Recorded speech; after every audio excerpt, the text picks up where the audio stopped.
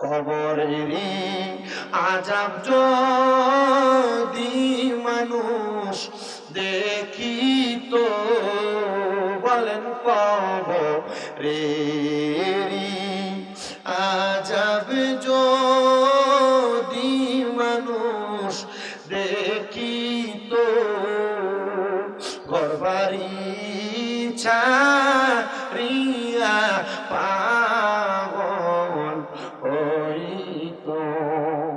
বন্ধু নাই রে, বান্ধব নাই রে, যেই জায়গায় সেই জায়গার বন্ধু নবী মুস্তাফা। আজরাইল আমিন একটা মানুষের সামনে যখন দাঁড়িয়ে যায়, আজরাইলকে বারবার বলার চেষ্টা করেন, আজরাইল আমি এখনো মরণের প্রস্তুতি নিতে পারি নাই। বান্দারে কথা বলার সুযোগ দেওয়া হয় না। ওই বান্দাটা দুইটা দাঁতের চোয়ালের মাঝখানে লিব্বাটা বাহির করে আজরাইল কামড় লাগাইয়া দেয়। এ সিংড়া পাড়ার মানুষ, এ পদ্মার অন্তরালের মা, এবার বান্দা তার চোখ দিয়া আজরাইলকে বারবার বোঝানোর চেষ্টা করে, রে আজরাইল আমি এখনো পর্যন্ত কবরের জন্য রেডি হতে পারি নাই, আমার এখন নিও না, আমার রুহটা এখন কবজ কইরো না, আমার বড় কষ্ট হয় রে, বড় কষ্ট। ওই সময় বান্দা আজরাইলের ভয়ঙ্কর চেহারার দিকে তাকায়া চোখগুলা উল্টা যায় রে। এবার বান্দা কথা বলতে পারে না, চোখের ইশারাও দিতে পারে না।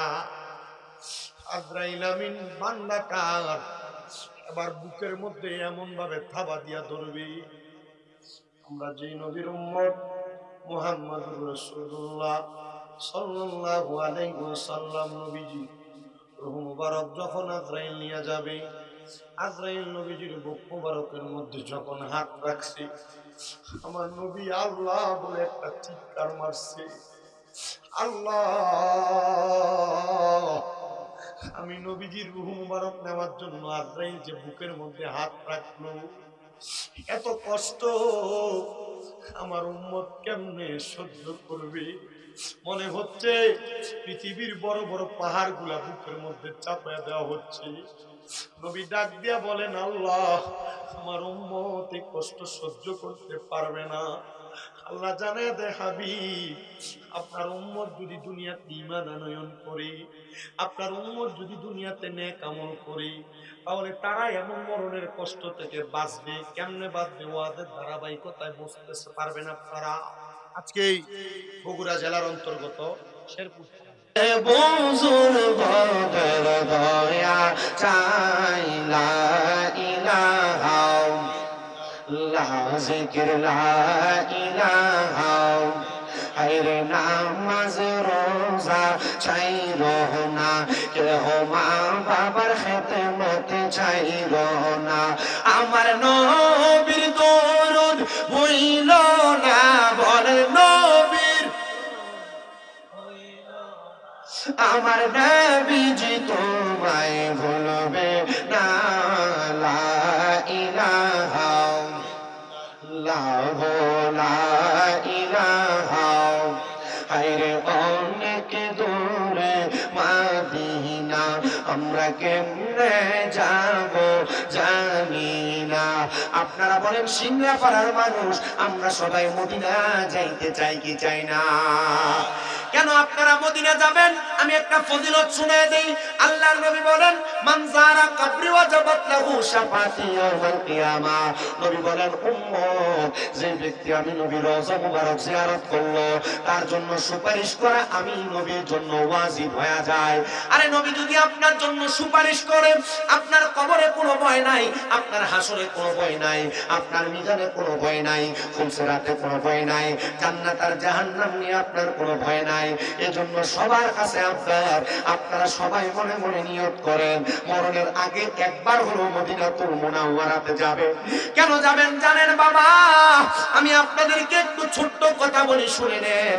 আল্লাহর হাবিব সাল্লাল্লাহু আলাইহি ওয়াসাল্লাম বলতেছেন, যে ব্যক্তি দুনিয়াতে আমি নবীর রওজা মুবারক জিয়ারত করে আসলো, সেই জন্য সরাসরি আমি নবীর সঙ্গে সাক্ষাৎ মুলাকাত করে আসলো। শুধু তাই নয়, এই বগুড়া জেলার শেরপুরের সিন্নাপাড়ার মসজিদের মধ্যে যদি আপনি এক ওয়াক্ত নামাজ পড়েন, আপনার আমলনামার মধ্যে এক ওয়াক্তের সওয়াব লেখা হবে। যদি বগুড়ার বড় মসজিদের মধ্যে যায় এক ওয়াক্ত নামাজ পড়েন, এক ওয়াক্তের সওয়াবই হবে।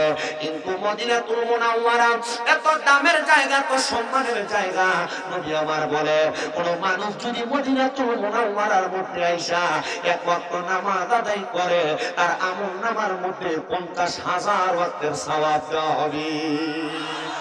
নবী বলে, উম্মত, শুধু তাই নয়, মক্কাতুল মুকাররমার মধ্যে যাওয়ার পরে কোন মানুষ যদি এক ওয়াক্ত নামাজ আদায় করে, তার আমলনামার মধ্যে 1,00,000 ওয়াক্তের সওয়াব দেওয়া হবে। আপনার বিঘায় বিঘায় জমি, আপনার কাঠায় কাঠায় জমি, এই জমি আপনি আপনার সন্তানকে দিয়ে যাবেন, সন্তান তার মতো ব্যবহার করবে, নাতি নাতকুর ব্যবহার করবে, কিন্তু আপনার জন্য দোয়া করার কথা আপনার সন্তানেরা ভুলে যাবে। সিন্নাপাড়ার মুরব্বী বাবা, পর্দার অন্তরালের মা, শুনো, অন্তরের কানটা লাগে শুনো। এই যে আপনাদের কবরস্থানের মধ্যে এতগুলা মানুষ শুয়ে আছে, এই মানুষগুলা তাদের সম্পদগুলা পড়ে আছে, কিন্তু তারা কবরের বাসিন্দা হয়ে গেছে, তারা তো মক্কা যাই।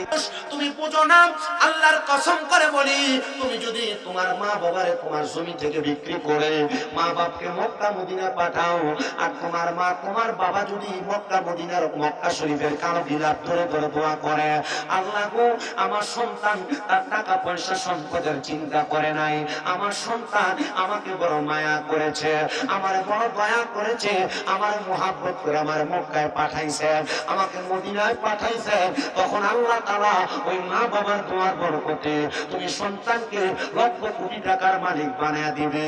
এই জন্য আমি আমার প্রত্যেক মুরব্বী বাবাদের কাছে বলবো, সম্পদের মায়া করবেন না, টাকা পয়সার মায়া করবেন না, একবার হলো মক্কা মদিনায় চলে যায় ঘুরে আসবেন রে বাবা।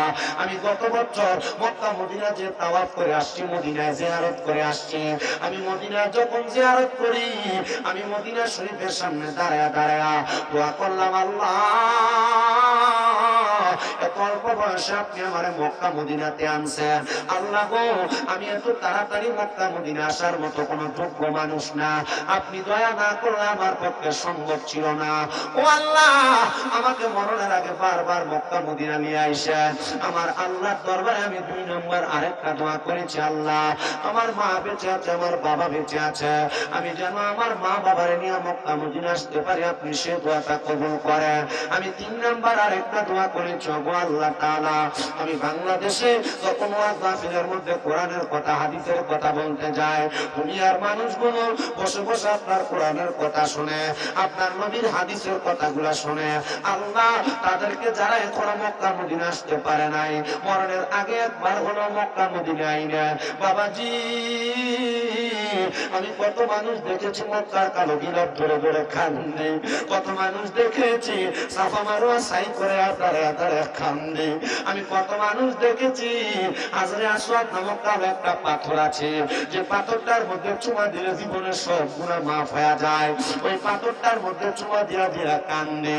কত মানুষকে দেখেছি হাতিমে কাবা নামক একটা জায়গা আছে, ওই জায়গায় 2 রাকাত নামাজ পড়ে পড়ে কান্দে। আমি কত মানুষ দেখেছি মক্কাতুল মুকাররমায় মাকাম ইব্রাহিম নামক একটা জায়গা আছে, ওই মাকাম ইব্রাহিমের মধ্যে ধরে ধরে কান্দে। আরে কেন কেন কান্দ, মুসলমান কেন কান্দ? মানুষগুলা চিন্তা করে যে আল্লাহ আমারে বানাইলো, যে আল্লাহ আমারে সৃষ্টি করলো, যে আল্লাহ আমারে খাওয়ায়, যে আল্লাহ আমারে পড়ায়, ওই আল্লাহর কাবা ঘরের সামনে দাঁড়ায়া দাঁড়ায়া আমি ওই আল্লাহ তাআলারে দেখার জন্য বড় আফসোস করি। ও গো আল্লাহ, আপনারে কি আমরা কখনো দেখতে পারবো নাকি?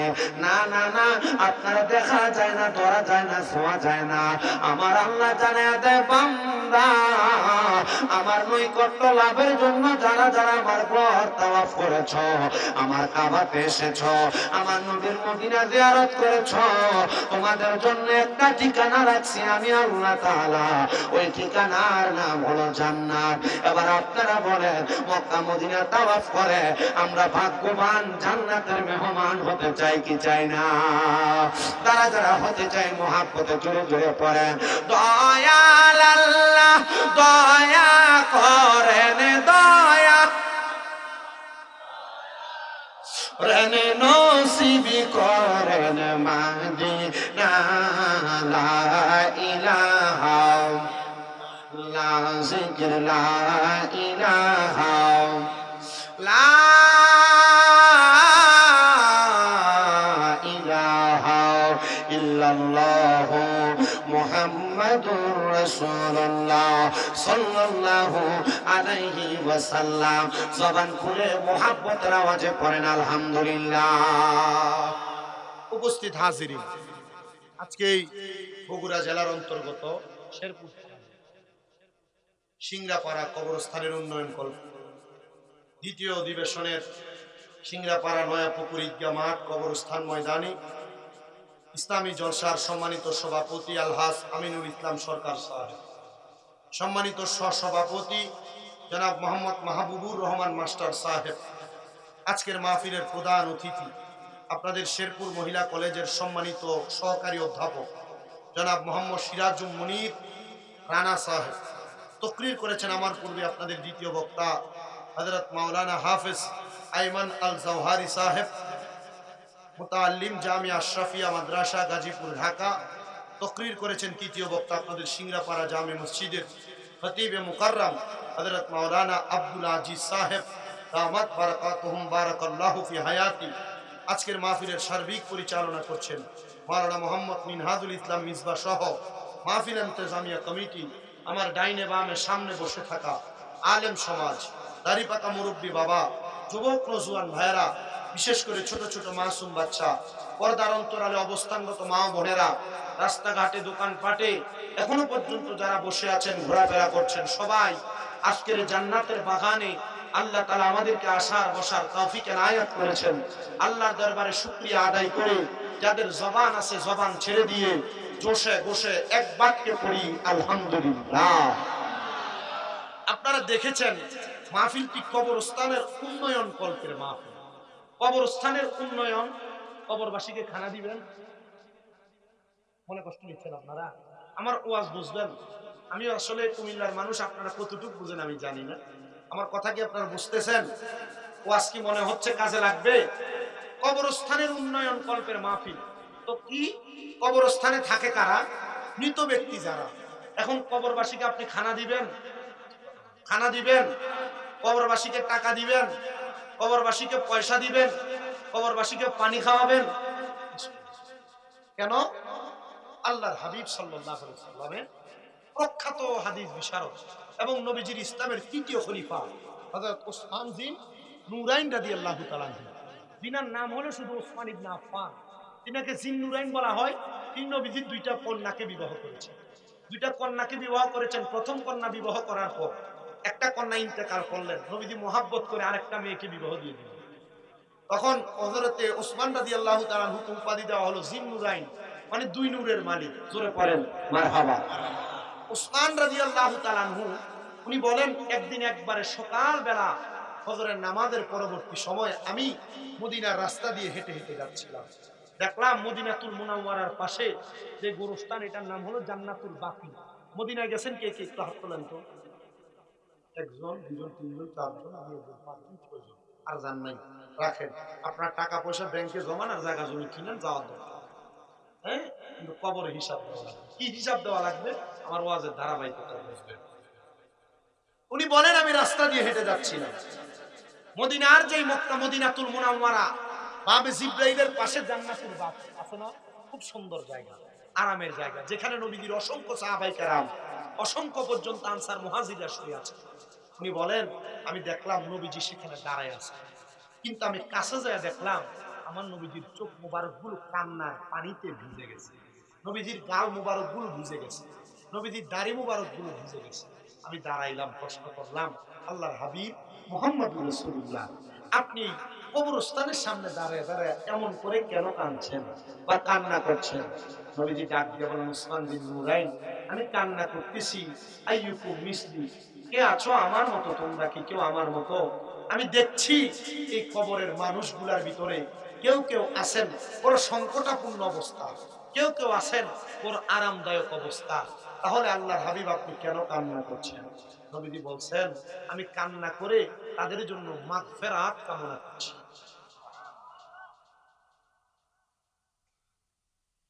এবার শুনেন আমার বাবারা, কবরস্থানের কাজের জন্য আপনারা টাকা পয়সা দিবেন, এটা আপনাদের নিজস্ব বিষয়,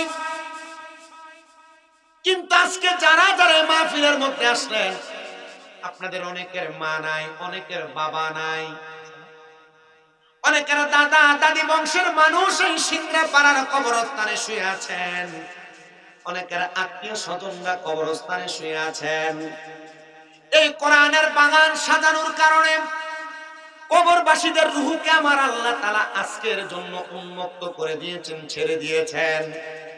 আর রূহগুলা এই জান্নাতের বাগানের ডাইনে বামে সামনে পেছনে শুধু ঘোরাফেরা করতেছেন। যখন মাহফিল শেষ হয়ে যাবে, রূহগুলা আবার তাদের কবরে ফিরে চলে যাবে। এর মধ্যে দুই শ্রেণীর রূহ থাকবে।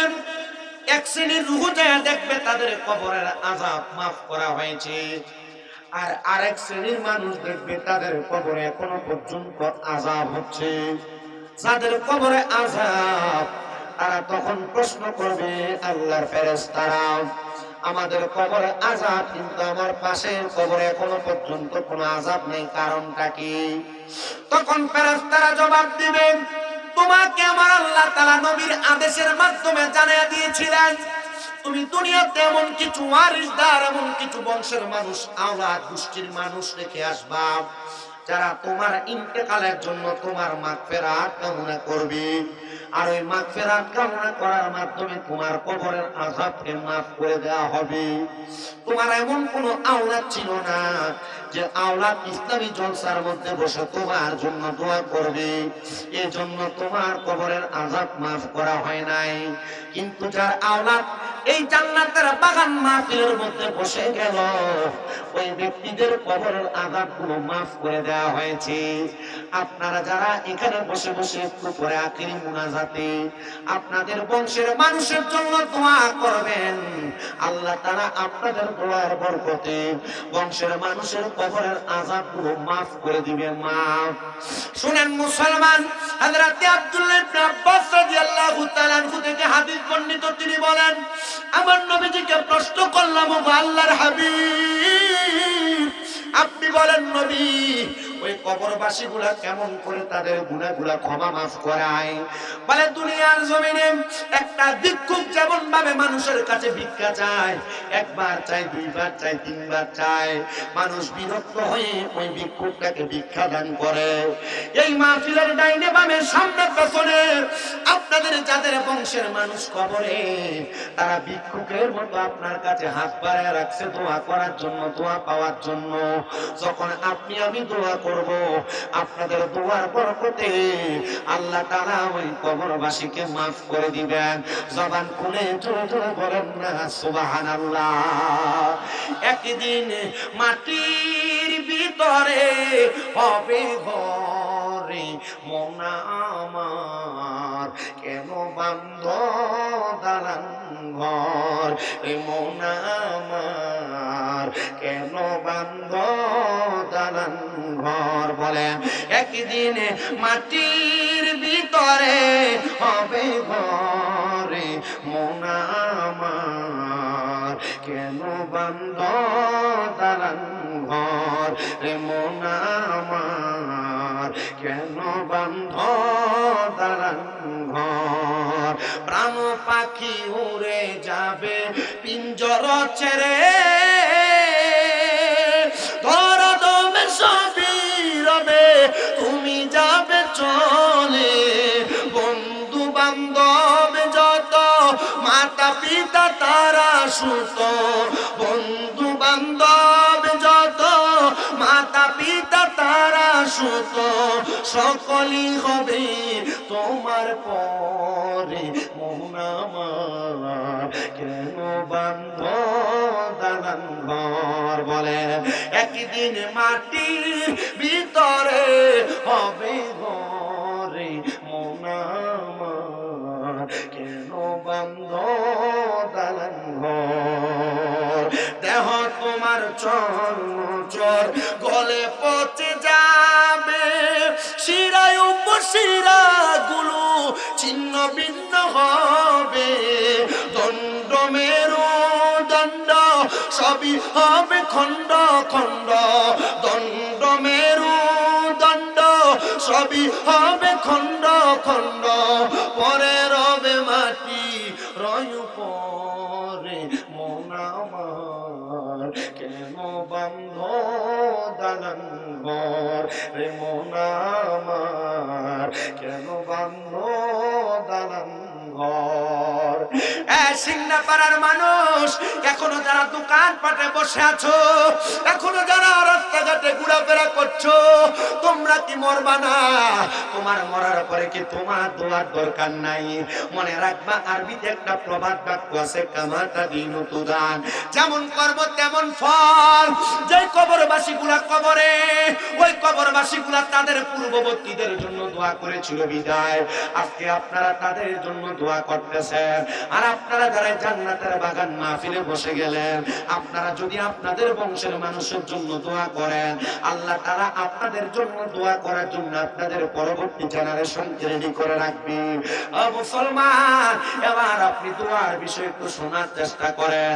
আল্লাহর হাবিব সাল্লাল্লাহু আলাইহি ওয়াসাল্লাম নবী আমার বলে, ইজা সাল্লাইতুম আলাল মাইয়িতি ফাখলিসু লাহু দুআ। এ দুনিয়ার মানুষ, ইজা যখন সাল্লাইতুম তোমরা নামাজ আদায় করো, আলাল মাইয়িতি মৃত ব্যক্তির জন্য, ফাখলিসু লাহু দুআ অতঃপর তোমরা তার জন্য দোয়া করো।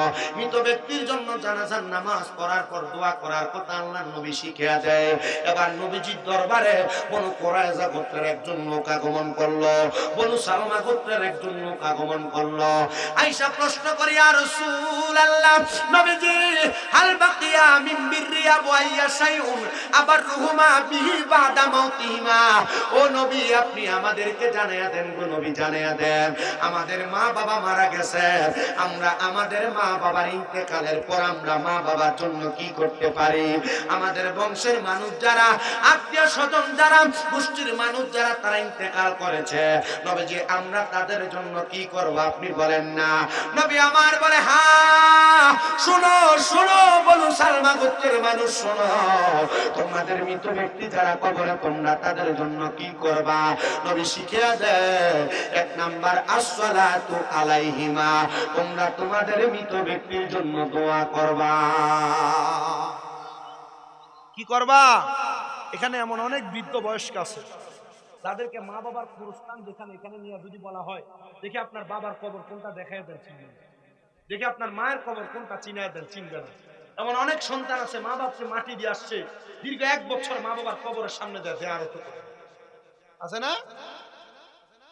আপনারা জানেন, কবরবাসী আপনার মা আপনার বাবা যারা কবরে, এদের জন্য আপনি যদি দোয়া না করেন, আল্লাহ তাআলা আপনাকে যখন হাসরের ময়দানে তুলবেন, আপনাকে জালেম হিসেবে উঠাবেন।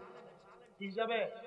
আজকে তো এই সিংড়াপাড়ার মানুষের কপাল ভাগ্য, মাহফিল ইন্তেজামিয়া কমিটি, মাহফিল কমিটি তো আপনারা, মাহফিল কমিটি আপনাদেরকে এই জালেম হওয়া থেকে বাঁচানোর জন্য মাহফিলের আয়োজন করছে। আমাকে হুজুর ঘরে বলতেছে যে হুজুর গতকালকে 3টা মাহফিল গেল। আসলে তো গেছে। আর আপনারা যে পরিমাণ ওয়াজ শুনেন, ওয়াজ শুনলে যদি মানুষ হেদায়েত হইতো, তাহলে আমার মনে হয় সবার আগে মাইক আলাদা। কথা বোঝেন না, ঠিক না? ওয়াজ এখন মানুষ হেদায়েত হচ্ছে, তবে হ্যাঁ এতটুকু করা যায়, এই ওয়াজ মাহফিল দিয়ে মানুষদেরকে কোরআনের পথে, হাদিসের পথে, ইসলামের শরীয়তের পথে রাখা যায়। আর যদি এটা না হতো, তাহলে মানুষ তার দুম দুম দুম ঢোল বাজনা গান বাজনা নিয়ে তো রাখে। কথা বলেন না ঠিক কিনা? আপনারা দেখছেন হয়তো কিছুদিন আগে যে আবুল সরকার এ বেয়াদব কি সুন্দর করে বলতেছে, দেখেন এক সুন্দর হাত নাচাচ্ছে আর বলতেছে আল্লাহ একই মুখে কথা বলে, আল্লাহর আমাটা কোনটা ভুয়া কোনটা আমি পাই না। নাউজুবিল্লাহ করেন মিয়া। এ বলতেছে কুল আউযু বিরাব্বিন নাস মালিকিন নাস ইলাহিন নাস মিন শাররিল ওয়াসওয়াসিল খান্নাস আল্লাযী ইউওয়াসউইসু ফি সুদুরিন নাস মিনাল জিন্নাতি ওয়ান নাস। আল্লাহ নাকি সূরা নাসের সব জায়গায় নাসার কথা বলছে। নাউজুবিল্লাহ বলেন না। আচ্ছা এগুলা কি কোনো কথা হয়? যুক্তিসঙ্গত কথা হয়? এগুলা কোরআনকে অবমাননা করে, কোরআনের আইনের বিরোধিতা করে। আমি বারবার বাংলাদেশের যিনি রাষ্ট্রপ্রধান বর্তমানে ডক্টর ইউনূস সহ প্রশাসনিক কর্মকর্তাদের কাছে আমার মিডিয়াগুলোর মাধ্যমে আমি আবেদন করছি, এমন যারা কোরআন অবমাননা করে এদেরকে বাংলাদেশের জাতীয় মসজিদ বাইতুল মুকাররমের সামনে নিয়ে জিহ্বাটা টান দিয়ে ধরে কাইটা দেন। ভবিষ্যতে কোনো নাস্তিক মুর্তাদ কোরআনকে নিয়ে বাজে মন্তব্য করার সাহস দেখাতে পারবে না। ডান হাত তুলে বলেন ঠিক না বেঠিক?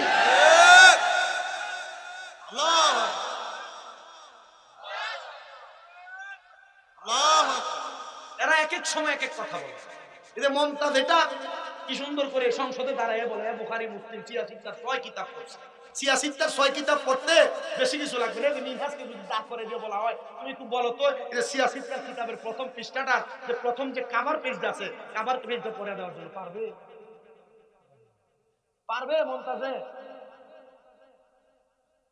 সিয়াসিত্তার যে কিতাব এই কিতাবের মূল প্রথম পাঠের পৃষ্ঠাটা পড়ে দিতে পারবে না। সিয়াসিত্তার সব সিটার বা সোনার বাংলাদেশ আরো তাও সংসদের মতো পবিত্র জায়গা আছে কিনা আল্লাহর পছন্দ করবে। আমি আমার ওয়াজের স্টেজে কখনো রাজনীতি করি, এটা আমার স্বভাব। আমি ওয়াজে আসি ডাইরেক্ট আলোচনা করতে। আপনি আমার যতক্ষণ আলোচনা করবো আপনি টাইম ধরেন। আমি ঠিক এখানে যখন বসছি 9:47 বাজে, ঠিক 47 থেকে আমি যতক্ষণ বয়ান করবো ফালতু কোনো কথা আমার জবান দিয়ে আসবে না। আমি যে কথাগুলো বলবো কথাগুলো আপনার জন্য উপকারী, আমার জন্য উপকারী, এলাকার জন্য উপকারী, মা বোন যারা তাদের জন্য উপকারী। আপনার বড় সৌভাগ্যবান মা বোনেরা, আপনার বড় সৌভাগ্যবান সিংড়াপাড়ার মানুষেরা আজকে আপনারা আপনাদের বংশের মানুষের জন্য সুবহানাল্লাহ নাই। আমি আপনাদের উদ্দেশ্যে আরো বলি শুনেন। ওই ব্যক্তি বলে ইয়া রাসূলুল্লাহ নবী আপনি বললেন 1 নাম্বার আসসালাতু আলাইহিমা, মা বাবার জন্য দোয়া করা এটা আত্মীয় স্বজনের দায়িত্ব। আর কি কি দায়িত্ব আছে? আপনারা মনে করেছেন আপনাদের বংশের মানুষ মারা যাওয়ার পরে মনে হয় মাটি দিয়ে দিলাম দায়িত্ব শেষ হয়ে গেছে। নবী বলে 2 নাম্বার ওয়াল ইস্তিগফারু লাহুমা। এই যে আপনাদের এলাকায় মানুষ মারা যাওয়ার পর কোরআন খতম খানি হয় কি হয় না? আমাদের এলাকার পার্শ্ববর্তী এলাকায় যেখানে মাদ্রাসার বেশি বেশি ছাত্র আছে সেখানে বুখারী খতম হয়।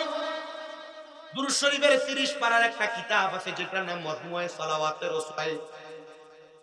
এগুলা করে করে দোয়া করা হয় আল্লাহ এই আহলের মানুষ বংশের মানুষ যারা কবরে আজকে কোরআন খানির রসিলায় আল্লাহ আপনি পুরা কবরবাসীগুলাকে আপনি মাফ করে দেন। ক্ষমা প্রার্থনা আল্লাহ আপনি এলাকার কবরবাসীগুলাকে মাফ করে দেন, গোরবাসীগুলাকে আপনি মাফ করে দেন। আল্লাহর নবী বলে এই ক্ষমা প্রার্থনা করা এটা ইসলামের সৌন্দর্য। নবীজি আর কি কাজ আপনি আমাদেরকে বলেন না? নবী আমার বলে 3 নাম্বার ওয়া ইনফাজু আহাদিহিমা, মা বাবার ওয়াদাগুলা তোমরা পূরণ করবা, মৃত ব্যক্তির ওয়াদা পূরণ করবা। কোন মানুষ ইন্তেকাল করার পরে তার সন্তানরা তার জায়গা জমি ভাগাভাগি করা নিয়ে পারাপারি লেগে যায়। 4 দিন যাইতে শেষ হয় না, 40 দিন যাইতে শেষ হয় না, জমি ভাগাভাগি শুরু হয়ে যায়। আছে না নাই? কথা বলেন না আছে কি নাই? আরে মুসলমান শুনো শুনো, নবী বলেন না না ওয়া ইনফাদু আহাদিহিমা, মৃত ব্যক্তির যদি কোনো ঋণ থাকে তোমরা ঋণগুলা পরিশোধ করে দিবা, মৃত ব্যক্তির ওয়াদাগুলা তোমরা পালন করে দিবা। এ আল্লাহর হাবিব সাল্লাল্লাহু আলাইহি ওয়াসাল্লাম নবী আপনি বলেন না কি কি দায়িত্ব আছে? নবী আমার বলতেছেন এর মধ্যে 4 নাম্বার দায়িত্ব ওয়াসিলাতুর রাহমিল্লাতি লা তুসালু ইল্লা বিহিমা। 4 নাম্বার দায়িত্ব হলো মা বাবার আত্মীয় স্বজন যারা তাদের সম্পর্কে সঙ্গে সঙ্গে সঙ্গে সম্পর্ক বজায় রাখবা। আর 5 নাম্বার হলো ওয়া ইকরামু সাদিকিহিমা, মায়ের বয়সী বাবার বয়সী মুরব্বীদেরকে বন্ধু বান্ধবদেরকে সম্মান করবা। যদি তুমি এদেরকে সম্মান করো, তাজিম করো, তাহলে আমার আল্লাহ তাআলা তোমার মা, তোমার বাবা, তোমার বংশের মানুষের কবরের আযাব মাফ করে দিবে। সিংড়াপাড়ার কবরস্থানে যে মানুষগুলো শুয়ে আছে তারা আমাদের মতো বুক ফুলে ফুলে চলতো, কিন্তু তারা এখন কবরের বাসিন্দা। যখন তারা নিথর দেহ কবরের বাসিন্দা হওয়ার জন্য সাকরাতুল মউতের বিছানায় শুয়েছিল, আজরাইল যখন তাদের রূহগুলো কবজ করতেছিল, তখন আমার আল্লাহ তাআলা আল্লাহর হাবিব মুহাম্মদুর রাসূলুল্লাহর কাছে কোরআনের আয়াত নাযিল করে দিলেন। তিনি বলেন, ওয়ালা তাকুনু কাল্লাযীনা নাসাল্লাহা ফাআনসাহুম আনফুসাহুম উলাইকা হুমুল ফাসিকুন। জবান খুলে উচ্চ কণ্ঠে জোরে জোরে পড়েন আল্লাহু আকবার। আল্লাহ বলেন, ওয়ালা তাকুনু, তোমরা তাদের মতো হয়ো না। এখানে তারা বলতে কাদেরকে উদ্দেশ্য করা হয়? আমাদের পূর্বে আমাদের বাবা, আমাদের দাদা, আমাদের বড় বাবা, আমাদের পূর্বপুরুষ যারা আমাদের থেকে চলে গেল। আল্লাহ বলে, কাল্লাযীনা যারা নাসাল্লাহ, নিজের কথা ভুলে গেছে, ফাআনসাহুম আনফুসাহুম, আমি আল্লাহ তাদেরকে ভুলে রাখছি। উলাইকা হুমুল ফাসিকুন, আর যারা নিজের কথা নিজে ভুলে গেছে, নিজের ভালোর কথা ভুলে গেছে, এরা আর কেউ না, এরা হলো ফাসিক, এরা হলো ফাসিক। হুজুর ফাসিক কারা? মনে কেউ কষ্ট নিবেন না। আপনারা যারা এখানে বসেছেন, আপনারা হয়তো কেউ এশারের নামাজ পড়েছেন, কেউ পড়েন নাই, কেউ 5 ওয়াক্ত নামাজ পড়েছেন, কেউ পড়েন নাই। তবে আজকে থেকে ওয়াদা নিবেন, হয়তো এখান থেকে যাওয়ার পর আপনি পড়বেন। মনে রাখবেন, বেশি বেশি যারা নামাজ ছেড়ে দেয় তারা ফাসিক হয়ে যায়। এই জন্য ফাসিক হওয়া যাবে না, যাবে না, যাবে না। বেশি বেশি যারা দাড়ির মধ্যে কুল লাগা লাগে টানে, এরাও ফাসিক হয়ে যায়, ফাসিক হয়ে যায়। মুসলমান, আপনি কত সুন্দর মনে করতেছেন, আমার বউ বলেছে আমি যেন দাড়িগুলো না কাটি ফেলি, দাড়িগুলো না কাটলে নাকি দাড়ির জন্য বড় কষ্ট হয়। মনে রাখবেন, না না না মুসলমান, আপনার বউ আপনার ভালো চায় না, অথবা ইসলাম সম্পর্কে জানে না। এ দাড়িগুলো বংশের যারা করেন, দাড়িগুলো কেটে কেটে যারা ফেলেন, লজ্জা নিবেন না। দাড়ি কাটার কারণে মানুষ ফাসিক হয়ে যায়, নামাজ ছেড়ে দেওয়ার কারণে মানুষ ফাসিক হয়ে যায়। সমাজে এমন অনেক মানুষ দেখবেন যারা দোকানে বসে বন্ধু বান্ধব চলাফেরা করার পথে কথায় কথায় গালি দেয়, কথায় কথায় গালি দেয়। আছেন এক জাতের মানুষ, আল্লাহর নবী বলে, বেশি বেশি যারা গালি দেয় তারা হলো ফাসিক। 3 নাম্বার গেল। 4 নাম্বার, যারা মিথ্যা কথা বলে তাদেরকে ফাসিক বলে। বলেন কি বলে? কষ্ট হচ্ছে? ওয়াজ বুঝতেছেন? ওয়াজ কাজে লাগবে? আমার কমিটি আছেন তো? ওয়াজ কিছুক্ষণ হলে অসুবিধা হবে না? এটা তো তোমাদের, আপনারা যতক্ষণ শুনবেন আমি ততক্ষণ। তবে আমার একটা ধারাবাহিক সময় আছে, আমি আপনাদের মনোযোগ দেখে আমি আমার মনোযোগের উপর বয়ান। তবে এই পর্যন্ত যা বলেছি তা কি বুঝেছেন সবাই? ইনশাআল্লাহ তা কি বুঝেছেন? শুধু কুমিল্লা থেকে প্রায় 8.5-9 ঘন্টা বক্তা জার্নি করে আসবে, আর আপনি কানসুক করবেন, বক্তার কণ্ঠ সুন্দর হলে বসবেন, আর নসিব বসবেন। বক্তা কি বলে শুনবেন, যদি ভালো লাগে বুঝবেন, না হলে বুঝবেন না, কোনো রকম। এটাকে ওয়াজ বলে। এটাকে কি বলে না? এটা কানসুক। এদিকে কি মহিলাদের প্যান্ডেল আছে? এদিকে এদিক থেকে মনে একটা আওয়াজ আছে। এরা মনে এখানে দাঁড়ায় দাঁড়ায় হুজুর কি বলে এটা বিশ্লেষণ করতেছে। এরা আমার থেকে বিশেষজ্ঞ ভালো তো, এই জন্য এরা এগুলা নিয়ে যাচাই বাছাই করতেছে, আর এটাকে নিয়ে আগামীকালকে কিতাব রচনা করছে। এমন আছে না? হ্যাঁ, কাউলুল জামিল, কাউলুল হাসিন, এমন অনেক কিতাব আছে। মনে করেন আপনাদের ইমাম সাহেব বললো, আমি শুনলাম, উনি যা বললো তা শুনে শুনে আমি কিতাব। এরা আমি যা বলবো তা শুনবে, তা শুনবে।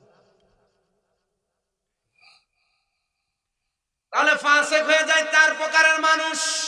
কয় প্রকার? এই যে আপনারা এত দোয়া করেন, আল্লাহ আমার অসুস্থতা দূর করে দেন, আল্লাহ আমার কামাই রুজি নাই, বেশি করে ইনকাম দেন, আল্লাহ আমার খেতে ফসল হয় না, ফসল দেন, আমার সন্তান ভালো হয় না, ভালো করে দেন, আমার রোগ মাফ হয় না, মাফ করে দেন। কেন হয় না? অসুবিধা হবে আপনাদের? মহিলা মা বোন যারা আছেন, আপনারা যারা বেপরদা ছিলেন, আপনাদের দোয়ার জন্য। আর আপনারা যারা ঠিক ঠিক বলছেন, আপনার বউ বেপরদা, আপনার মা বেপরদা, আপনার বোন বেপরদা, আপনার মেয়ে বেপরদা। আপনি যদি 5 ওয়াক্ত নামাজ পড়েন আর আপনার মা, বউ, আপনার বোন, আপনার স্ত্রী, এই 4 জন ব্যক্তি যদি বেপরদা চলে, আপনার এই নামাজ দিয়ে কোনো কাজ হবে না। ওয়াজ কি বুঝতেছে নাকি ওয়াজ বেশি কঠিন হয়ে যাচ্ছে? কঠিন হলো এটা মানতে হবে, না হলো আপনাকে মানতে হবে। মানবেন কিনা এটা আপনার ফয়সালা। তবে হ্যাঁ, আমি আপনাকে বলছি, আমি যদি না মানি আমার জিহ্বাটার ভিতরে আগুনের কেসি দ্বারা কাটা হবে। আর আপনি শোনার পর যদি আপনি না মানেন, আপনার কানের ভিতরে গরম সীসা ঢালাই করে আপনার কানকে বধির করে দেওয়া হবে।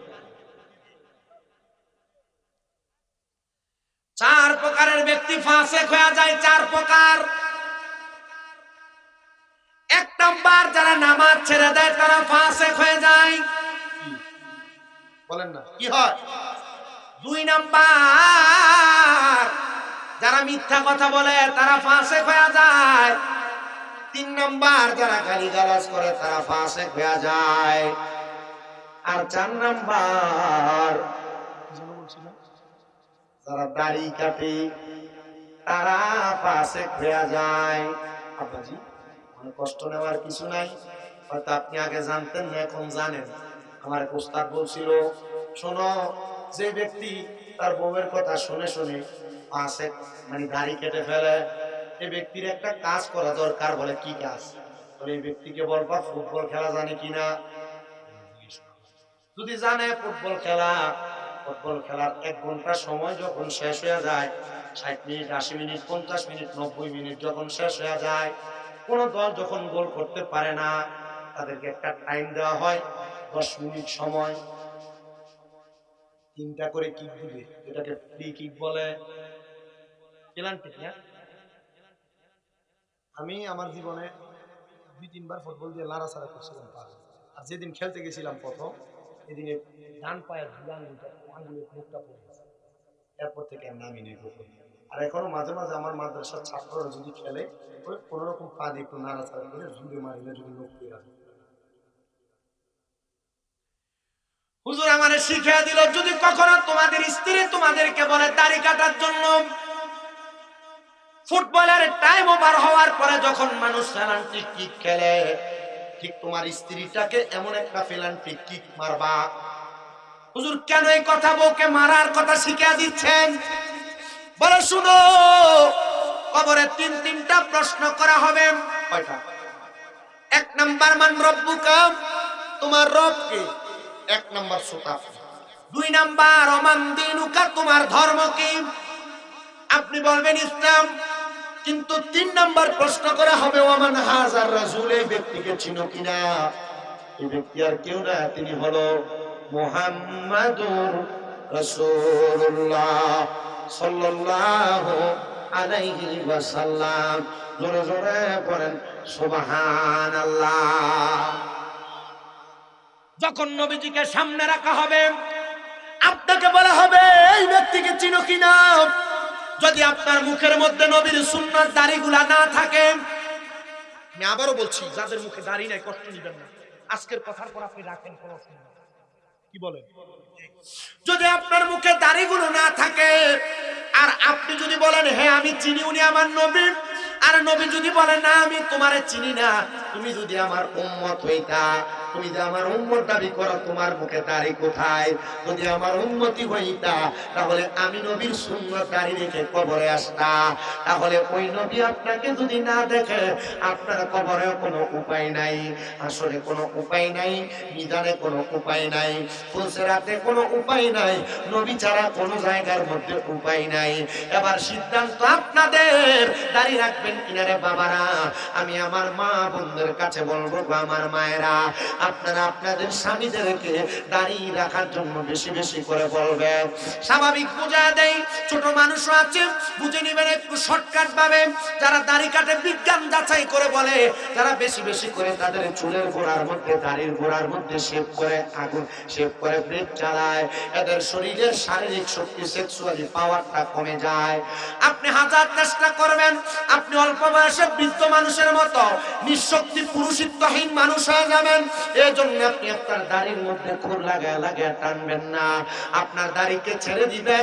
দাড়ি যত বেশি থাকবে মহাব্বত বেশি হবে। আর বর্তমান সমাজের যুবকেরা চিন্তা করে, আমি যদি এখনই দাড়ি রেখে দেই আমাকে মানুষ বুড়ো মনে করবে, আমার কাছে মেয়ে বিয়ে দিতে চাইবে না। না রে যুবক না, দাড়িওয়ালা যুবককে পছন্দ করে না কে জানো? দাড়িওয়ালা যুবককে পছন্দ করে না ওই মেয়েটা। মেয়ে চিন্তা করে, আমার স্বামীর যদি দাড়ি থাকে, এই স্বামীটা ইসলামওয়ালা, ইসলাম পছন্দ করেওয়ালা। এই স্বামী দাড়ি নিয়ে কোনোদিন আমার নিয়ে বগুড়ার সিনেমা হলে যাবে না, কোনোদিন আমার নিয়ে পার্কে যাবে না। এবার আপনারা বলে, পার্কে মার্কেটে মার্কেটে আর সিনেমা হলে যে মেয়েটা যায়, এটাকে আসলে ভালো মেয়ে না খারাপ মায়া? যুবক ভাই, দাড়ি রাখার কারণে এমন একটা খারাপ মেয়ে থেকে তুমি বাঁচবা, খারাপ মেয়ে থেকে তুমি বাঁচবা। আর দাড়ি রাখার কারণে দাড়িওয়ালা ছেলের যে মেয়েটা পছন্দ করে, ওই মেয়েটা বড় ভদ্র মায়া, ওই মেয়েটা বড় ইসলাম প্রিয় মায়া, ওই মেয়েটা বড় সুন্দর মায়া, সদৃশ্যপূর্ণ মায়া। এবার আপনারা বলেন, দাড়ি পছন্দ করেওয়ালা মেয়েটা কি ভালো না খারাপ? বুঝেন? আমি কিন্তু বুঝতেছি না আপনারা কি বুঝতেছেন না। আমাদের এদিকের ওয়াজের সিস্টেম আর আপনাদের ওয়াজ সিস্টেম আলাদাই, বুঝতে পারছি। কিন্তু আমি আপনাদের কাছে আপনাদের সিস্টেমের চেষ্টা করছি। কষ্ট হলে আমাকে বলবেন, তাড়াতাড়ি। আমি যেই কথা থেকে এখানে আসছিলাম, মনে আছে? এখানে ওয়াজ, এটা তো বাকি একটা হাদিস শরীফ। জান্নাতুল বাকি অনেক পরে, অনেক আগের কথা। আমার কথা হলো, কবরবাসীদের জন্য আপনারা 5টা কাজ করবেন। কয়টা?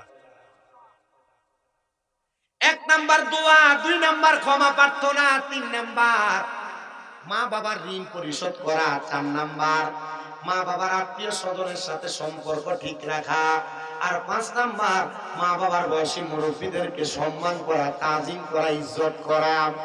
এখানে নাকি? তো এখানের পরে আপনার কবরের দিকটা এবার একটু চিন্তা করবেন মানুষ।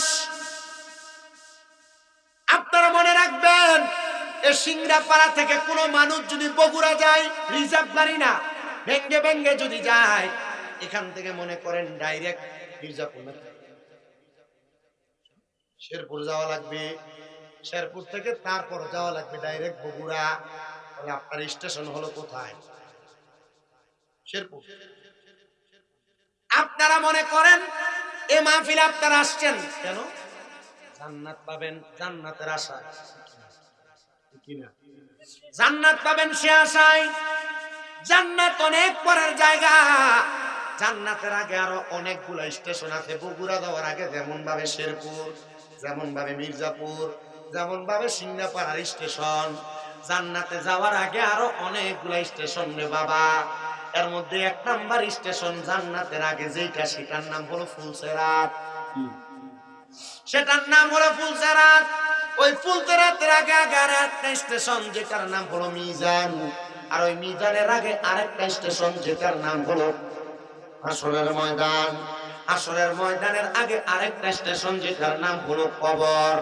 আর ওই কবরের আগে আরেকটা স্টেশন আছে, যে স্টেশনের নাম হলো সাকরাতুল মাউত, মানে মৃত্যুর বিছানা। আর মৃত্যুর বিছানার আগের স্টেশন আলমে দুনিয়া। এই আলমে দুনিয়াতে আমরা সবাই বসবাস করি, কিন্তু মুসলমান জান্নাত জান্নাত জাহান্নাম, ফুলসিরাত, মিজান, হাসর, এগুলা অনেক পরে। ওই কবরের আগে তোমার সাকরাতুল মাউত, মৃত্যুর বিছানা বড় কষ্টের। ওইটা কেমন কষ্টের একটু শুনে রাখো।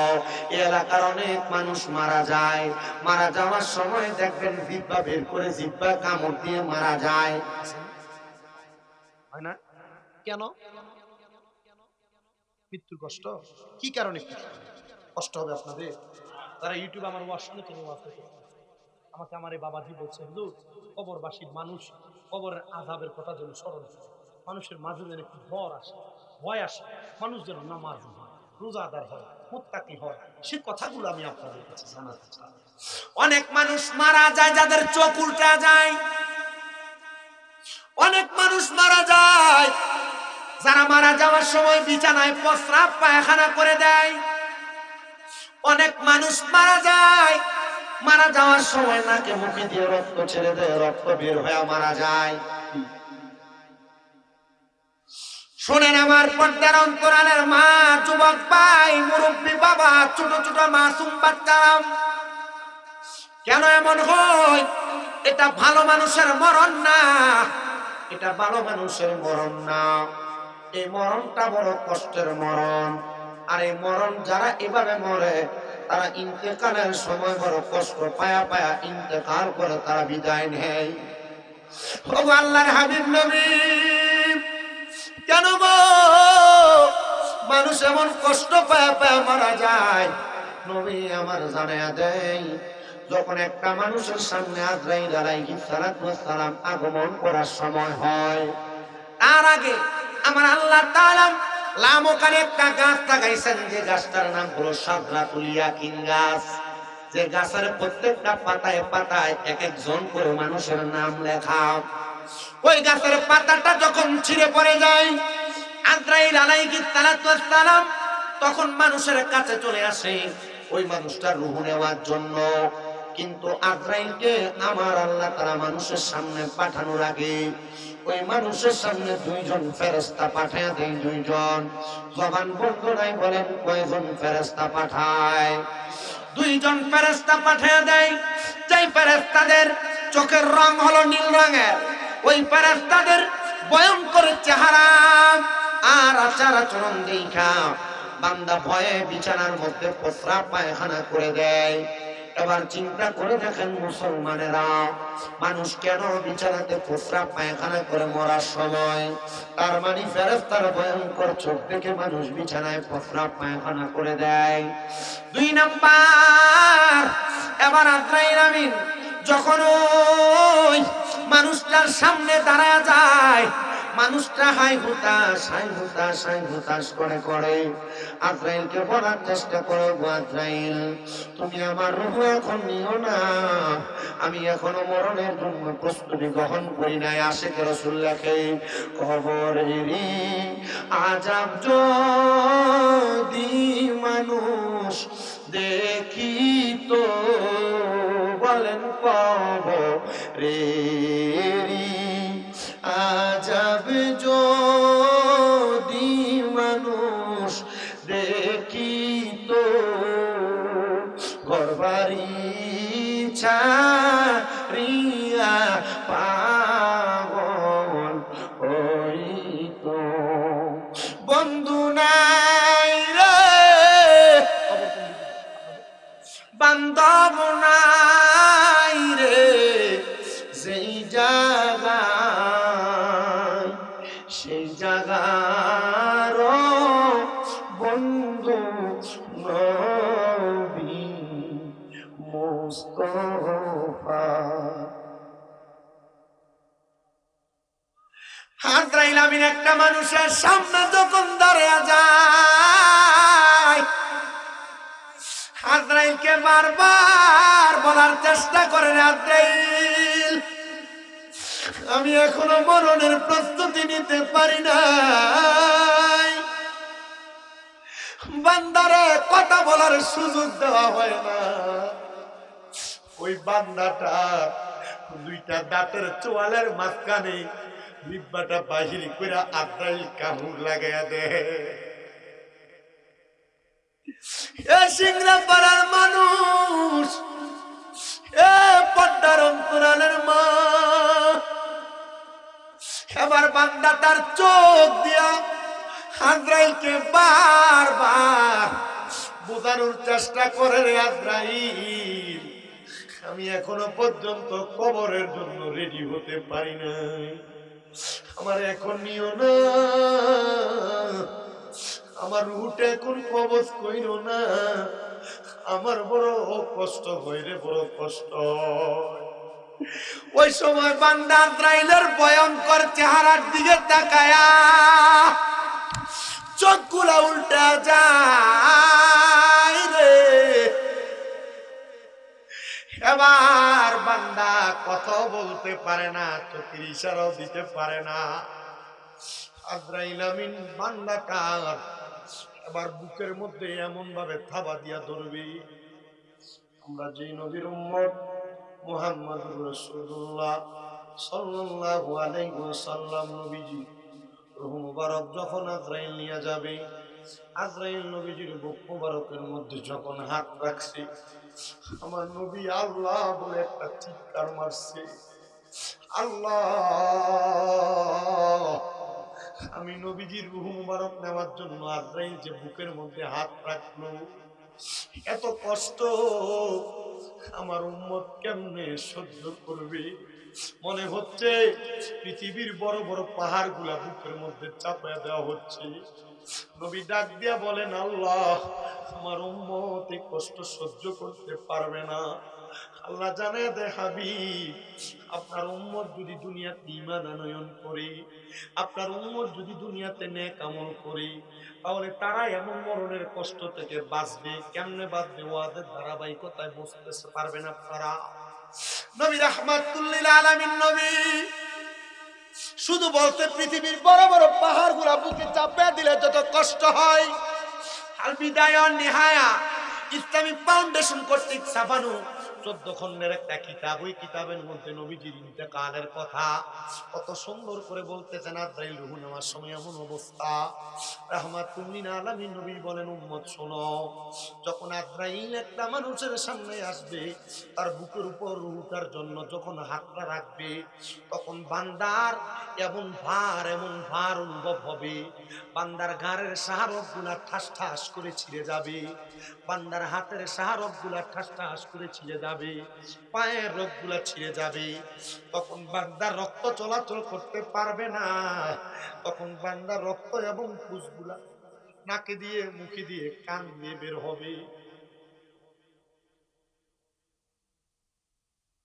সাহাবায়ে কেরাম আমার নবীজির দরবারে বসা কান্না করে আর বলে, আল্লাহর হাবিব, আপনি বলতেছেন এমন কষ্ট হবে, শুধু তাই না, নবী তখন পয়গম্বর ইদ্রিস নবীর কথা সাহাবায়ে কেরামদেরকে শোনায়া দিলেন। সাহাবীরা শোনো, একটা জীবিত বকরিকে লটকায়া দিয়া শরীর থেকে চামড়াটা জীবিত অবস্থায় টেনে টেনে ছিঁড়ে ফেললে ওই বকরিটার যত কষ্ট হবে, একটা ঈমানদার, একটা বেঈমান মানুষ, বেনামাজি মানুষ, হারামখোর মানুষ, তার দেহ থেকে রূহটা বাহির করলে এর চাইতে বেশি কষ্ট হবে। শুধু এমন কষ্ট না রে মুসলমান, শোনাম, ওই রূহটা যখন নিয়ে যাবে আজরাইল আলাইহিস সালাম, এবার রূহ এবং আজরাইলের সঙ্গে কথা হবে।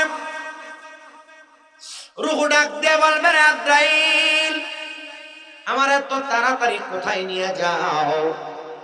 তুমি যদি জানতা আমার আল্লাহ তাআলা আমার জন্য কত যন্ত্রণাদায়ক কষ্ট রেডি করে রাখছেন, আযাব রেডি করে রাখছেন, তাহলে তুমি আমাকে এত তাড়াতাড়ি নিয়ে যাইতা না।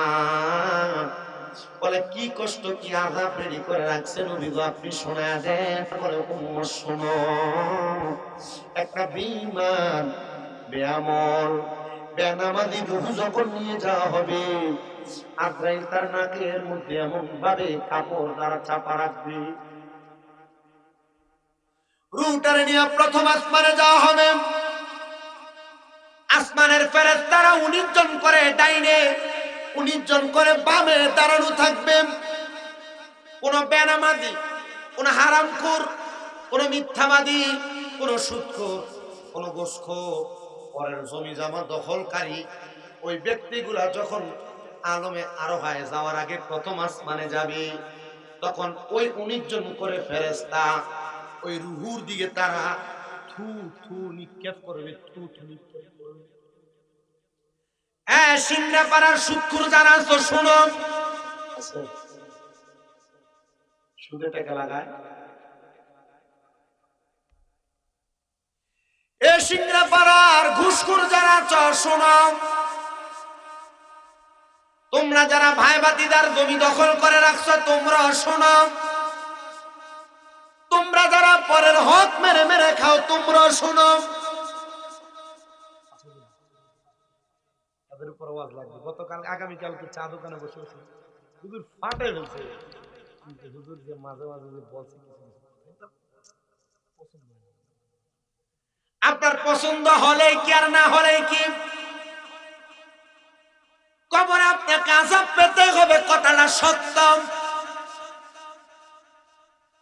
নবীজি বলেন উম্মত শোনো, এমন হারামখোর যারা, বেনামাজি যারা, সুদখোর যারা, ঘুষখোর যারা, দখলদার যারা, এদের রূহের দিকে আজরাইল দাঁড়ায় দাঁড়ায় দেখবে, আর বাকি ফেরেশতারা থু থু থু থু বলে থুতু নিক্ষেপ করবে। আজরাইল বলবে, রে ফেরেশতার দল, এই মানুষটা বিদায় হয়ে গেছে দুনিয়া থেকে, এখন কেন তোমরা তার সঙ্গে এমন আচরণ করো? তারা বলবে এটা বান্দার কৃতকর্মের ফল। তখন আজরাইল বলবে, মনিব, এ হারামখোরের দেহ আমি আমার কাছে রাখতে চাই না, রূহ রাখতে চাই না। ফেরেশতারা জবাব দিবে, আজরাইল আমাদেরকে বললা থুতু নিক্ষেপ করি, তো তুমি কেন নাকে কাপড় লাগাইলা? আজরাইল বলবে, বান্দা নামাজ ছেড়ে দিতে দিতে, গুনাহ করতে করতে করতে, ওয়াদা খেলাফ করতে করতে, বান্দা হিংসা করতে করতে, জিনা ব্যভিচার গান বাজনা করতে করতে, বান্দার দেহটা উপর দিয়া ঠিকঠাক আছে, কিন্তু বান্দার রূহটা একটা দুর্গন্ধযুক্ত রূহ হয়ে গেছে। এজন্য তার রূহের দুর্গন্ধ আমি ফেরেশতা আজরাইল সহ্য করতে পারতেছি না, এই জন্য নাকের মধ্যে কাপড় লাগাইছি।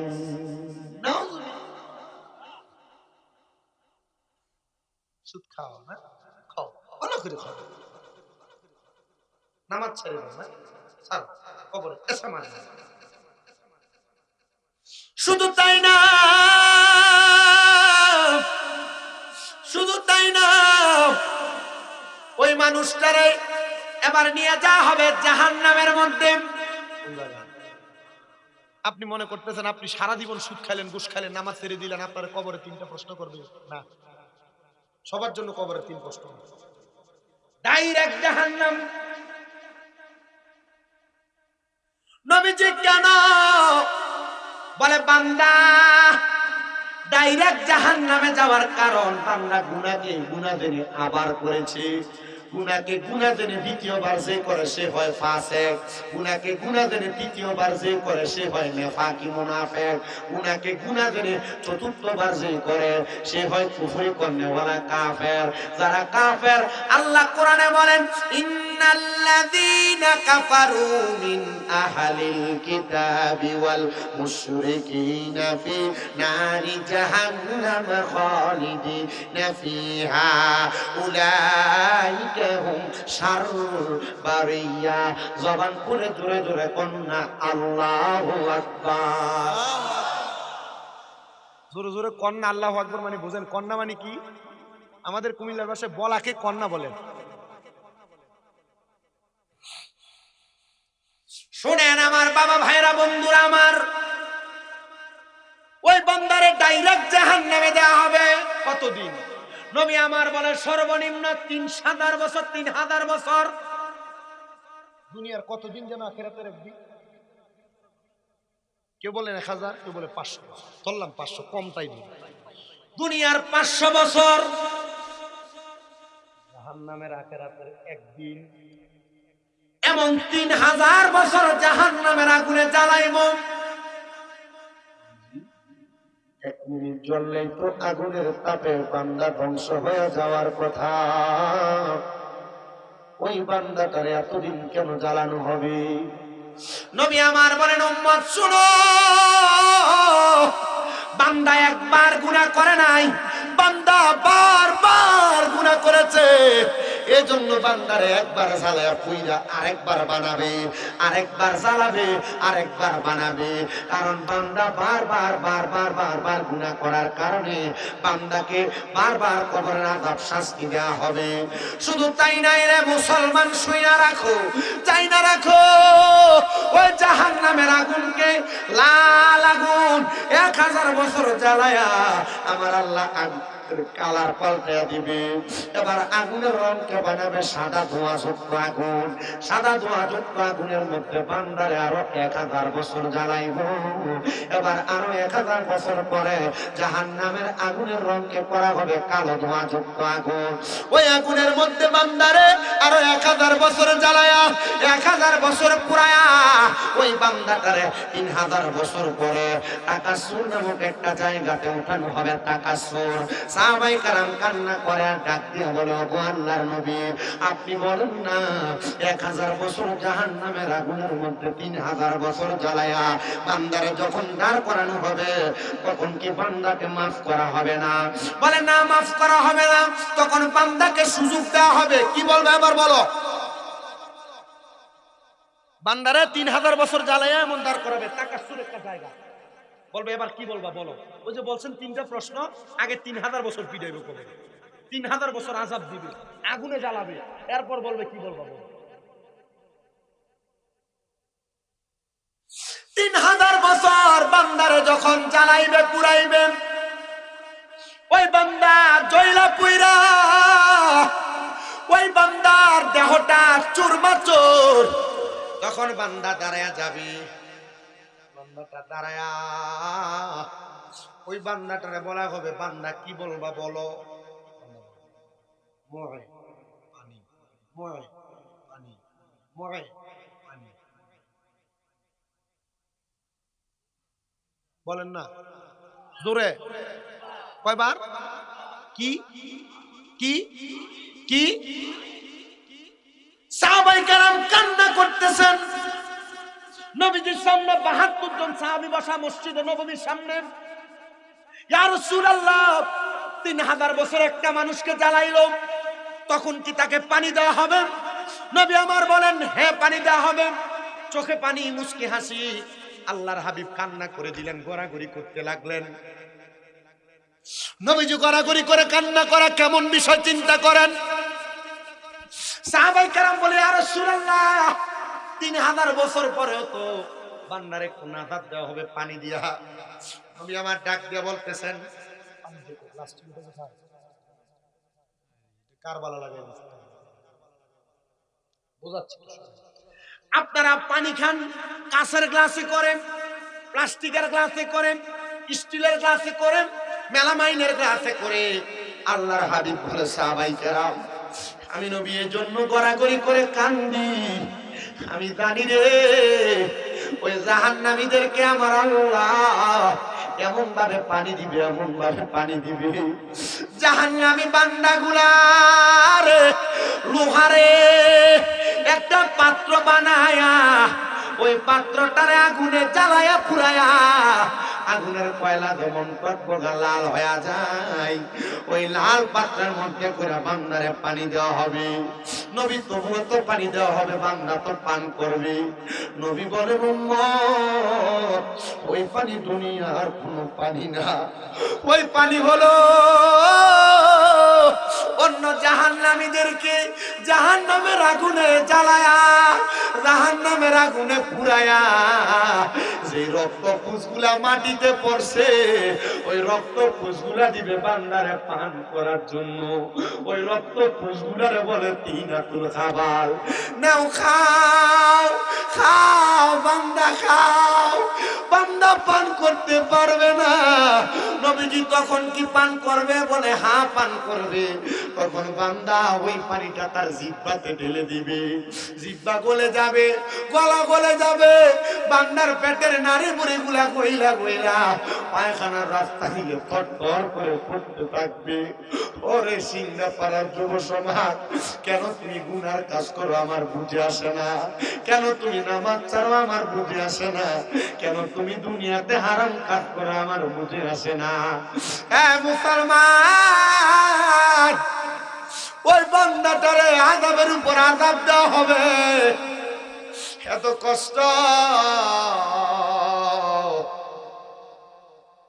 ওই বান্দাটার অবস্থা বড় নাজেহাল। সাহাবায়ে কেরাম কান্না করে, 40-42 জন একবারে কান্না করতে করতে বেহুশ হয়ে গেছেন। আর অনেকে গড়াগড়ি করে কান্না করতেছেন, নবী ও নবীজি আপনি আমাদেরকে বলেন, যারা নামাজি, যারা মুত্তাকি, যারা ইমানদার, যারা পরেজগার, তাদের অবস্থা কেমন? নবী আমার বলে তাদের অবস্থা বড় ভালো।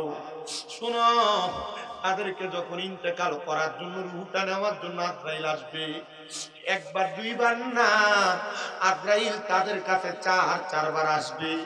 চারবার আগমন কইরা আজরাইল তাদের রূহ নিতে পারবে না। কি ইমানদারের এত দাম, ইমানদারের এত সম্মান, ইমানদারের এত তাজিম, ইমানদারের এত পাওয়ার। চারবার আজরাইল আসবে রূহ নিতে। ঈমানওয়ালা হন, দামি হবেন। এই চারবার যখন রূহটা নিতে আসবে, আজরাইলকে বাধা দিবে এমন ক্ষমতা পৃথিবীর কারণ নাই, আছে। কিন্তু ইমানদারের কাছে আজরাইল চারবার আসবে, বাধা দিয়ে খেপাইয়া দিবে, যা রূহ নেওয়া যাবে না। হুজুর কি বলেন? হ্যাঁ, আজকে একদিনে সব অসুবিধা। আমি যে কোনো মাহফিলে গেলে কবরবাসীর ওয়াজ যেটা করছি, এটা করে যে কোনো ঘটনায় কারগুজারি করি। যে কোনো জায়গায় মাহফিলে গেলে হাসরের আলোচনা করে হাসরের ময়দান থেকে অন্য ঘটনা, মৃত্যু ব্যক্তির বেঈমানের ইন্তেকালের আলোচনা করলে এখান থেকে অন্য ঘটনায় ঢুকে যায়। কিন্তু আজকে আপনাদের ইমানদারের কথা বলছি, বেঈমানের কথা শোনাচ্ছি, শুনবেন আপনারা।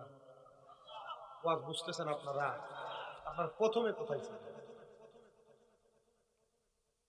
হুজুর ছিলাম, কষ্ট হয়েছে, মেয়ের জামাইকে দাওয়াত দিছি, ভাই ব্যানকে দাওয়াত দিছি, দেশি মুরগি কাটছি, একটা খায়া এখন আর আসতে মন চায় না।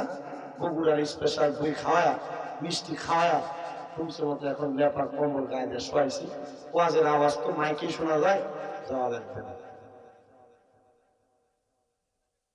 কি কথা বলে?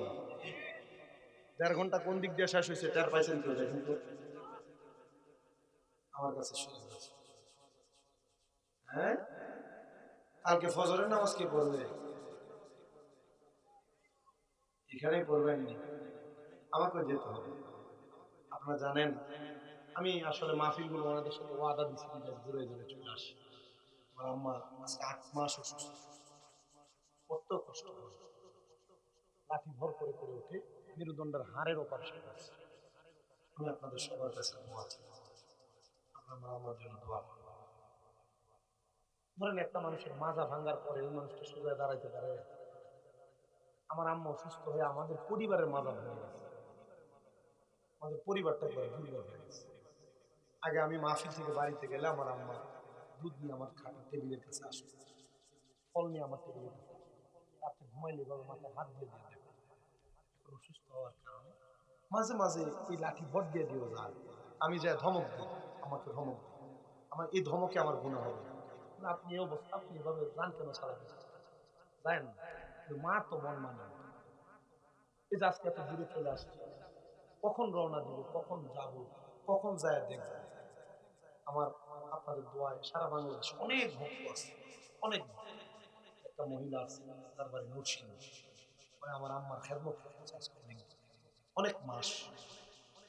আরো আছে অনেক, তারা বাড়িতে যায় যে আমার আম্মার থাকে থাকে দেখে। আপনার দোয়া করলে আল্লাহ আমার আম্মাকে তাড়াতাড়ি সুস্থ। আমি এতটুকু চিন্তা করি, হয়তো বা আল্লাহ তাআলা আমাদের কোনো গোপন গুনার কারণে আমার আম্মাকে অসুস্থ বানায় আমাদের ইমানি পরীক্ষা করছে। আপনারা জানেন আমার একটা না, আমার 6টা মাদ্রাসা। কয়টা? 6টা। এই গত কিছুদিন আগে আমার 5 জন ছেলে একটা হাফেজ বানাইছে। এই রমজানের আগে আরো 8 জন। এভাবেই ধারাবাহিকভাবে হচ্ছে। আমার খেদমত চলছে, কষ্ট হয়, বসে থাকলে কষ্ট হয়, গাড়িতে 7-8 ঘন্টা 9 ঘন্টা বসে থাকলে অনেক কষ্ট। কথা কি বুঝতে পারতেছেন? কিন্তু আমি আপনাদের কাছে কথা বলছি, বয়ান করছি, ধারাবাহিকভাবে শোনাচ্ছি শুধু আপনাদের কাছে। আগামীকালকে বাড়িতে যাওয়ার পর আমাদের কুমিল্লার পার্শ্ববর্তী থানা খুলনা থানা, সেখানে যাবো। এরপর দিন সিলেট হবিগঞ্জ যাবো, এরপর দিন বৈরব যাবো কিশোরগঞ্জ, এরপর দিন যাবো হবিগঞ্জ সিলেট। এভাবে দোয়া করি, খুব কষ্ট হয়। মানে এক কথায় জুয়ান বয়সে আল্লাহ আমাকে বুড়া বানিয়ে দিচ্ছে। আমাকে এমনি শরীরে দেখা যায় না, চেহারায় দেখা যায় না, সুদা হয়ে দাঁড়াইতে কষ্ট হয়, যে গাড়িতে বসে 8 ঘন্টা 9 ঘন্টা বসে থাকা, আইসা আবার 2 ঘন্টা ওয়াজ করা, আবার 8 ঘন্টা 9 ঘন্টা বসে থাকা। আলহামদুলিল্লাহ বলেন আপনি। ও আচ্ছা, আলাপ কথা না বলছি, কষ্ট হয়। আপনারা দোয়া করলেই কষ্ট, আমার কিছু না। কে কে করবেন হাত তুলবেন। আমিও ওয়াদা করছি, আমি যেখানে মাহফিলে যাব আপনাদের সবার জন্য দোয়া করব। এবং দোয়া করি, এখনো যেখানে মাহফিলে যাই নাই মুনাজাতে দোয়া করি না, আল্লাহ পৃথিবীর সব মানুষকে ভালো রাখুন, আপনাদের জন্য দোয়া করি। মারহাবা বলেন। এই মারহাবা বলেন বলছি না, আমার কুমিল্লায় যদি হয়তো যদি বলেন মারহাবা, মারহাবা বলতো আর এটা কাপ।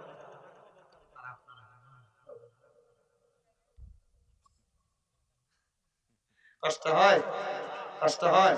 একবার দুরূদ শরীফ পড়েন মুহাব্বতে আল্লাহুম্মা।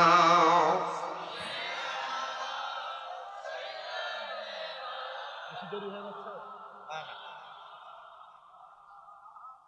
ওয়ালা আলি মাওলানা, জনম জনম যদি গাহি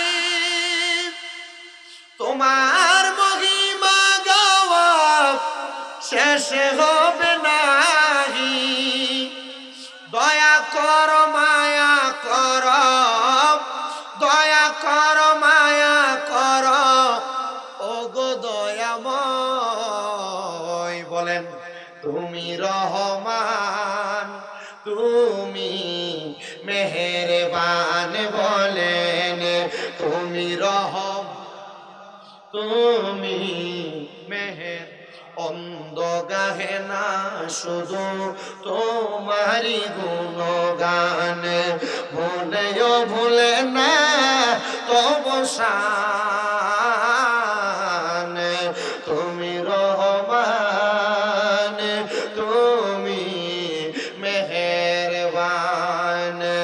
কখনো তোমাকে যদি বলি হেদায়াতের আলো দিয়ে নিও কাছে তুলি, দয়া করে ঠাই দিও, দয়া করে ঠাই দিও, ওগো দয়াময়। তুমি রহমান, তুমি বলে নাই, জোরে বলবেন তুমি রহমান, তুমি। এই কন্যাটা দিয়ে যুবক মানুষ একটু জোরে বলেন না, তুমি রহম, তুমি মেহের। হ্যাঁ মুসলমান ইমানদার, সময় অন্তরের কানটা লাগাও। ইমানদারের কাছে যখন আজরাইল আলাইহিস সালাতু ওয়াস সালাম আগমন করবে রে আমার বাবারা, ইমানদার বান্দা তখন তার বিছানার মধ্যে থাকবে। সাকরাতুল মাউতের বিছানায় আজরাইল আমিন আসার আগে বেঈমানের কাছে যেমন দুইটা ভয়ঙ্কর চোখওয়ালা ফেরেশতা আসছে, ইমানদারের কাছে দুইটা ফেরেশতা আসবে, বড় মায়ার ফেরেশতা। যাদের কাছে জান্নাতি মেশকো আম্বরের আতর থাকবে, যাদের কাছে জান্নাতের একটা আপেল থাকবে তুফা। জোরে জোরে করলাম মারহাবা। এ বাবা, ইমানদার বান্দাটার এবার ইমানদার বান্দার কাছে দুইজন ফেরেশতা যখন দাঁড়িয়ে যাবে, ইমানদার বান্দার বুকের মধ্যে সর্বপ্রথম আজরাইল ফেরেশতা হাতটা রাখবে, আর বুকের মধ্য থেকে দুইজন ফেরেশতা ডাক দিয়ে বলবে, রে আজরাইল, ইমানদার বান্দার রূহ বুক দিয়ে কবজ করা যাবে না। বলে কেন কেন কেন? বলে ইমানদারের বুকের মধ্যে আল্লাহ নবীর প্রতি ঈমান আছে। জবান খুলে জোরে জোরে কন্যা আল্লাহু আকবার। নবীর উম্মত শুনো শুনো শুনো শুনো শুনো, এবার ইমানদারের কাছ থেকে আজরাইল ফিরে যাবে, আল্লাহর হুকুমে আগমন করবে। এবার সবচাইতে আকর্ষণীয় জায়গা, ইমানদারের কপাল বরাবর হামলা চালিয়ে দিবে। কপালের মধ্য থেকে দুইজন ফেরেশতা জবাব দিবে, আজরাইল ইমানদার বান্দার রূহটা কপাল দিয়ে কবজ করা যাবে না। বলে কারণ কি, কোন কারণে যাবে না?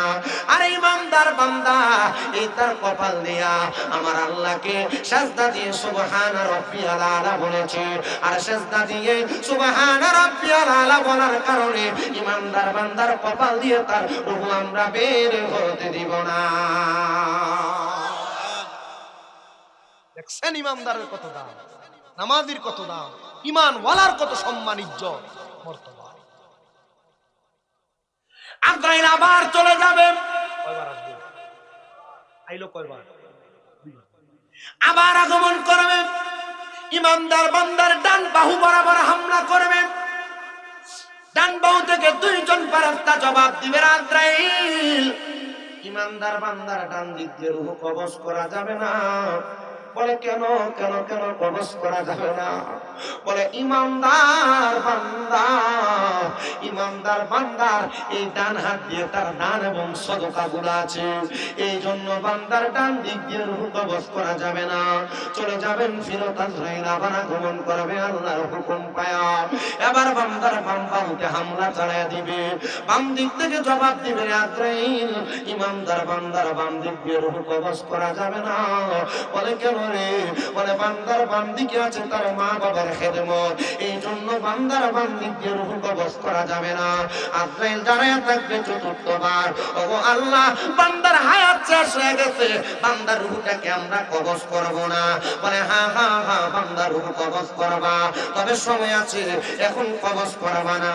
কারণ আমার নবী বলেছেন, দুনিয়াতে যারা ইমানদার, যারা মুত্তাকি, ইমানদার মুত্তাকিরা যখন দুনিয়া থেকে বিদায় নেবে গো, তারা মরার সময় পড়বে লা ইলাহা ইল্লাল্লাহ ও মুহাম্মাদুর রাসূলুল্লাহ সাল্লাল্লাহু আলাইহি ওয়াসাল্লাম। জোরে জোরে বলে সুবহানাল্লাহ। ইমানদার বান্দা কালেমা পড়বে, আজরাইল দাঁড়ায়া দাঁড়ায়া অপেক্ষা করবে। বান্দার মুখ দিয়ে যখন বাতাসটা বের হবে, আজরাইল বাতাসের সাথে বান্দার রূহটা কবজ করবে। নবী গো, বান্দা কি কষ্ট পাবে না? বান্দার কি মনে আঘাত লাগবে না? বান্দার কি মৃত্যুর যন্ত্রণা হবে না? বেঈমান তো বিছানায় প্রস্রাব পায়খানা করে, জিহ্বায় কামড় দেয় না, মুখে রক্ত বের হয়। আল্লাহ গো, ইমানদার বান্দা কি দুনিয়ার জমিনে কষ্ট পাবে না? বলে না না না। একটা ছোট বাচ্চা দুধের জন্য কান্না করলে মা যেমন ভাবে মুখের মধ্যে দুধ দিয়া মাথার মধ্যে হাত বুলিয়ে দিলে ছোট বাচ্চা ঘুমায় যায়, ইমানদার বান্দা তেমন ভাবে ঘুমায় যাবে, মরার কষ্ট টের পাবে না। কষ্ট টের পাবে না ইমানদার বান্দা। ও নবী, কষ্ট টের পাবে না, রূহটা কি করবে? বলে নিয়ে যাবে। ইমানদারের রূহ ডাক দিয়া বলবে, রে আজরাইল এত আস্তে আস্তে কেন নিয়ে যাও? তুমি যদি জানতা আমার আল্লাহ তাআলা আমার জন্য কত মহামূল্যবান পুরস্কার জাযা রেডি করে রাখছে, তুমি আমার আরো তাড়াতাড়ি নিয়ে যাইতা। জবাব দেওয়া হবে, জবাব দেওয়া হবে। এবার তারা তাড়াতাড়ি নিয়ে যাওয়া হবে। আসমানের ফেরেশতারা বেঈমানকে থুথু দিছিল, মনে আছে কিনা? কিন্তু ইমানদার বান্দারে দেখা আসমানের ফেরেশতারা বলবে, আহলান ওয়া সাহলান, মারহাবান মারহাবান বিরুফুর রহমান, আল্লাহর মেহমান স্বাগতম স্বাগতম, আসেন আসেন বইলা আল্লাহর মেহমানকে স্বাগতম জানানো হবে। এবার বান্দার পুরস্কারটা কি একটু শোনেন, অন্তরের কানটা লাগা। আল্লাহ কোরআনুল কারীমে বলেন, জাযাউহুম ইনদা রাব্বিহিম জান্নাতু আদনিন তাজরি মিন তাহতিহাল আনহার, আল আনহারু খালিদিনা ফিহা আবাদা রাদিয়াল্লাহু আনহুম ওয়া রাদু আন, যালিকা লিমান খাশিয়া রাব্বা। জবান খুলে উচ্চ কণ্ঠে জোরে জোরে বলি আল্লাহু আকবার। বারা হবে মুমিন, শুনো শুনো, মুমিন বান্দার পুরস্কারটা বড় সুন্দর, ইমানদারের পুরস্কারটা বড় সুন্দর।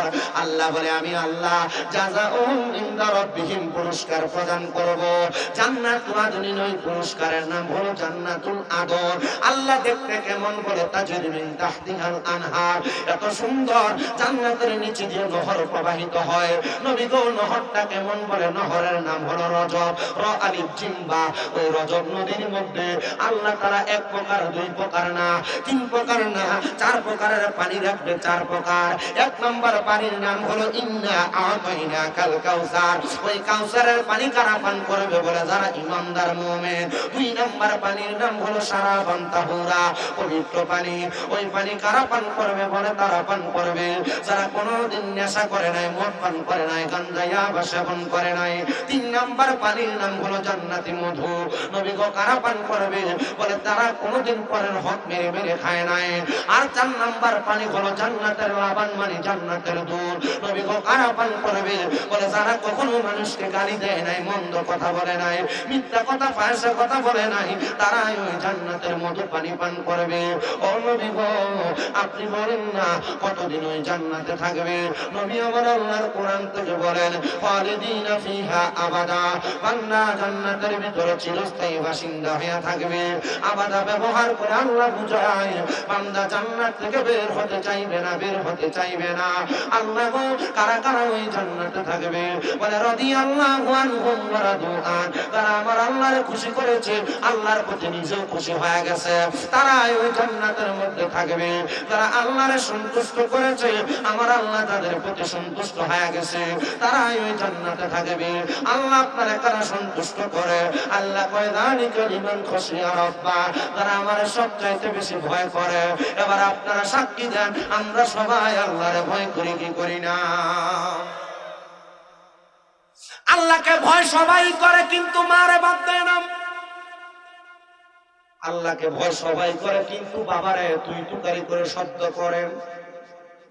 আল্লাহকে সবাই ভয় করে, মা বাপকে খানা দিতে চায় না, ধমক দেয়।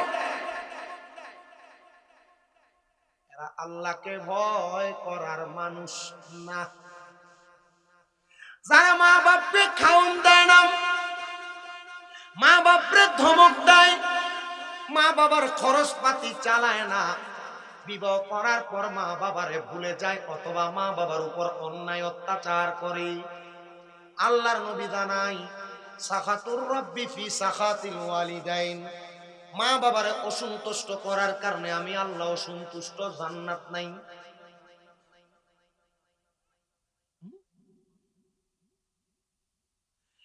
আর কোন সন্তান যদি মারে খাওয়ায়, বাপরে খাওয়ায়, মা বাবার দায়িত্ব পালন করে, নরম সুরে মা বাবার সঙ্গে কথা বলে, আল্লাহ কয় বান্দা রাদার রব্বি ফি রিদাল ওয়ালিদাইন, সে যেন তার মা বাবারে খুশি করে, আমি আল্লাহরে খুশি করলো। আল্লাহরে খুশি করলা তো জান্নাত পায়া গেলা, জান্নাত পায়া গেলা, জান্নাত পায়া গেলা। সিংহা পাড়ার বাবারা, আশেপাশে এলাকার মুসল্লিরা কেরামেরা, এই জন্য আপনারা যারা আপনাদের মা বাপরে ভাত দেন না অথবা দেন, যারা মা বাবার সঙ্গে অসৎ আচরণ করেছেন, খারাপ ব্যবহার করেছেন, আজকের মাহফিল কবুল হবে কি হবে না এটার গ্যারান্টি আমি আপনাদের কাউকে দিতে পারবো না। তবে একটা গ্যারান্টি দিতে পারবো, যদি আগামী কালকে শুনেন যে এলাকার কোন মুরব্বী বাবা দোকানে বসে বলছে, হ্যাঁ কুমিল্লা থেকে একটা চ্যাংরা ভক্ত আসছিল শামীম রাজা, তার কথা শুই না আমার সন্তান বাড়িতে আইসা আমার পায়ে ধরে মাপ চাইছে। আরে মাপ চাওয়া লাগবে না, মাপ চাওয়া লাগবে না।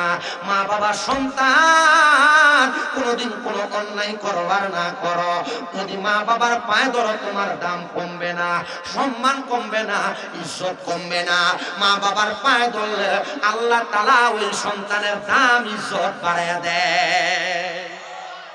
যদি শোনো কোনো সন্তান বলতে, হ্যাঁ আমার মা বাবার, আমার সন্তান আমার পায়ে ধরে মাপ চাইছে, মনে করবেন না। কিন্তু বাবা অনেকে চিন্তা করতেছে, হুজুর আমি পায়ে ধরে মাপ চাইবো দূরের কথা, ঈদের সময় আমি মা বাবার পা ছুঁই সালামি তো করি না। না না না, আমাকে এখানে দেখতেছেন আমি সালাম করি না, মাঝে মাঝে মা বাবার পায়ে চুমা দেই, কদম বুসি করি। শুধু এটা করি না রে বাবা, আমি আমার মা বাবার জন্য চেষ্টা করি আমার অন্তর থেকে যতটুক করা সম্ভব ততটুক করা। কিন্তু এখানে অনেক সন্তান আছে মা বাবার কাছে মাপ চাইতে শরম লাগে, লজ্জা লাগে। কিন্তু অনেক সন্তান বসে বসে চিন্তা করে, হুজুর যাদের বাড়িতে বাবা আছে তারা বাড়িতে যে হয়তো মাহফিল থেকে যাওয়ার পর বাবার পায়ে ধরে ধরে মাপ চাইবে, আমার তো বাবা নাই, আমি কার পায়ে ধরে মাপ চাইবো? হুজুর যাদের বাড়িতে মা আছে তারা বাড়িতে যায় আমার পায়ে ধরে মাপ চাইবে, আমার তো মা নাই, আমি কার পায়ে ধরে মাপ চাইবো? সন্তান রে, মাপ চাওয়ার কোন সুযোগ যদি তোমার না থাকে, মা বাপ কবরে থাইকা থাকে, সন্তান চিন্তা করবা না। আল্লাহর নবী শিখিয়া দেন, কোন সন্তানের মা মারা যাওয়ার পরে, বাবা মারা যাওয়ার পরে ওই সন্তান যদি হাত উঠে আল্লাহর দরবারে বলে রব্বির হামহুমা কামা রব্বায়ানি সগীরা, আর চোখের মনি কোঠার মধ্যে একটা মাছের মাথা পরিমাণ পানি ছেড়ে দিয়ে কান্না করে, ওই পানিটা মাটিতে পড়ার আগে আমার আল্লাহ তার মা বাবার জীবনের গুনাহ মাফ করে দেয়। আল্লাহ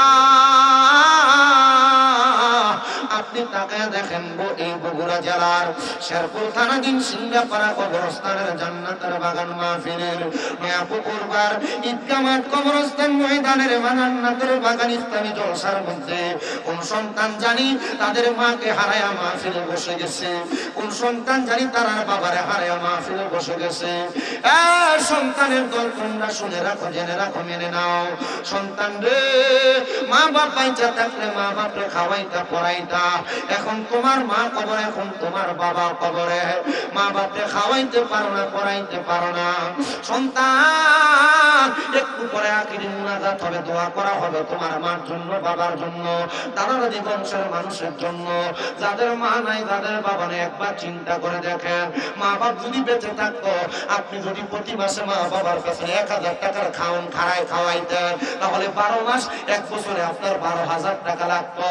আমি 12,000 টাকার কোনো মানুষ চাইবো না, আমি একটা মানুষ শুধু চাইবো, আমি দৌড়ে মুহাম্মাদুর রাসূলুল্লাহ সাল্লাল্লাহু আলাইহি ওয়াসাল্লামের দরবারে গেলাম। আমি বললাম, ওগো আল্লাহর হাবিব, আমার মা মারা গেছে, আমি আমার মায়ের জানাজা পাই নাই, কাফন পাই নাই, কাফন পাই নাই। নবী, আমি আমার মার জন্য কিছু করতে পারবো নাকি? আমার মার অনেক সম্পদ আমারে দিয়ে গেছেন, মা মারা যাওয়ার পরে মালিক আমি। নবী আমার বলে, মা বাবা যে সম্পদ দিয়া যায় এটা শুধু তোমার ব্যবহারের জন্য না, তুমি যদি পারো তোমার মায়ের জন্য একটু সদকা করো।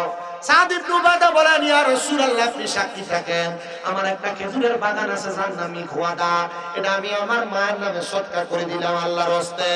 এবার আমার নবী কয়, সাদ ইবনে উবাদা, তুমিও সাক্ষী থাকো, তোমার এই খেজুরের বাগান থেকে যত মানুষ খেজুর খাবে আমার আল্লাহ তাআলা এগুলার সওয়াব তোমার আম্মার আমলনামায় দিয়ে দিবে। আছেন নাকি হুজুর? আমার মা বাবা আমাকে সম্পদ দিয়ে গেছে, আমি আগামী 1 বছরের আগে, আগামী মাহফিলের আগে, যে কোনো সময় কবরস্থানের উন্নতি করব, 10,000 টাকা দান। 10,000 বলে হুজুর পারবো না, 5,000 টাকা এক নাম্বার হবে নি আমার মরা লাশের জায়গা, মসজিদের পাশে আমার কবর দিও, কইরা আমার জায়গা হবে নি। জগৎবাসী রে, আমি যেদিন যাব মারা দুনিয়া ছাড়িয়া, ভাই বন্ধু আত্মীয় স্বজন যাবে রে ভুলিয়া, ওরে 3.5 হাত মাটির কবর দিও রে কুড়িয়া, আমার জায়গা হবে নি, আমার জায়গা হবে নি, আমার মরা লাশের জায়গা, মসজিদের পাশে আমার কবর দিও, কইরা আমার জায়গা হবে নি। জগৎবাসী রে, আমি যেদিন যাব মারা দুনিয়া ছাড়িয়া, রঙিন জামা কাপড় সবই নিবে রে খুলিয়া, ওরে সাদা আমার কিনি কাপড় আমায় দিও রে পরায়া, আমার জায়গা হবে নি, আমার জায়গা হবে নি, আমার বাসের লাইগা মসজিদের পাশে আমার কবর দিও কইরা আমার জায়গা হবে সভাপতি মহাদেব কিছু বলে মাহফিলের সমাপ্তি এরপরে দোয়া।